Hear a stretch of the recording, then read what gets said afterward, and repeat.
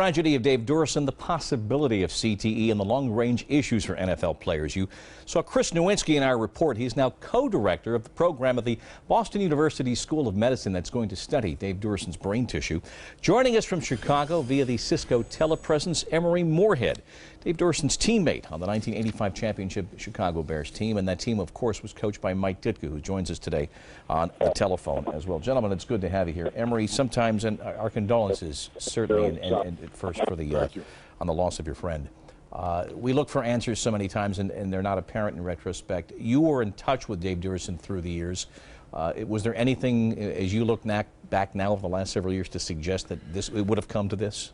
I can't think of anything that he said or has done. He's always been a guy that's been very motivated and driven for success. And just maybe that some of the things in recent history have come and got him to this point. But he certainly did know that something was wrong, as he indicated in emails and text messages to his family. You're a former football player yourself. You played a long and glorious time with the National Football League. When you see this interest in concussions, when you see the discussion of CTE and the possibility of what can happen to repeated blows to the head, what do you think? Well, certainly it hits home now when it comes as close as a close friend as Dave. And you think about all the games that you played, high school, college, and professional football, and the progression and how the people and the size of the athletes get bigger and bigger. And having played 12 years in the National Football League, when I came in, I was one of the bigger guys, and when I left, I was one of the smaller guys. So I think it'd be on everyone's mind, retired and players playing today. Is there a possibility that I am doing damage every time I lead with my head? And I'm glad to see the commissioner step up and change those rules in the middle of the season, which I thought at the time was quite, I couldn't believe he did it. But now we're beginning to see the results of all these head-first hits that can be very damaging. Mike, you're a Pro Football Hall of Famer. You've been around this game virtually your entire adult life in one way or another. You've been an outspoken advocate for better care for former players. Where do you see this issue fitting into of talking about brain research, CTE, possible dementia, fitting into the whole nexus of better care for players? Well, I think the league's trying to do the right thing now. I really do. I think they're trying to do the right thing. With the concussion, they understand it a lot better now than they did 40 years ago.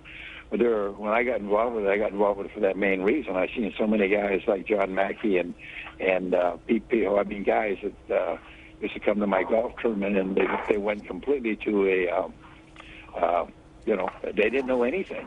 And so they were suffering from Alzheimer's or dementia, whatever you want to call it. And that's really when I got involved with it. But there are a lot of guys who have done it now. You can say there's a direct correlation or not a direct correlation between concussions and Alzheimer's, but I believe there is. Chris, we heard in our report, you basically initially, when you were collecting brain tissue, had to rehearse the speech. How has that advanced the ease, or has there been an ease now in acquiring people to make the decision, to make a decision in life to make that donation? Well, with the increased awareness of the program and of the positive effects this awareness has had on the game, it is much easier now. This week we actually surpassed 65 brains in the brain bank, which is an extraordinary amount. And actually, in the last 3 years, it went from 10 a year to 50 in the last year. So it's easier, but every call is hard because you're always dealing with families who've lost somebody, and this specific case is especially tough to deal with. And you got, a call from the Players Union on Friday in the case of the Duerson family? Correct. The Players Association called me and said Mr. Duerson's son wanted to honor his father's wishes and donate Mr. Duerson's brain to our center, and so we were able to make that happen, so we will be able to study his brain. Understanding that you're a layman, you don't have a medical degree, but what is your understanding of the process now with that brain tissue and when there might be some determination made? Well, it will go to Dr. Ann McKee's brain bank, and then she and her team will perform a wide array of tests to look for any abnormalities in the brain, but specifically we'll be looking for evidence of CTE, chronic traumatic encephalopathy.